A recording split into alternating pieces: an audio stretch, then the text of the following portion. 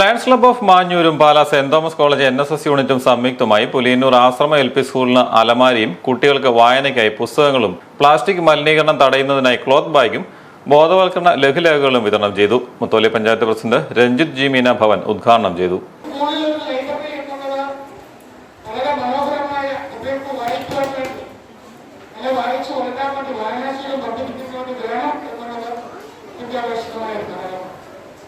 തീർച്ചയായിട്ടും സ്വന്തം കോളേജിന്റെ നേതൃത്വത്തിലും അങ്ങനെ നമ്മുടെ ലയൺസ് ക്ലബിന്റെ നേതൃത്വത്തിലും ഒരു ലൈബ്രറി ഇന്ന് സ്പോർട്സ് മീഡിയ അങ്ങനെ നമ്മുടെ ബഹുമാനപ്പെട്ട അച്ഛൻ പറഞ്ഞ പോലെ വായനാശീലം വളരെ കുറഞ്ഞു വരുന്ന ഒരു കാലഘട്ടമാണ്.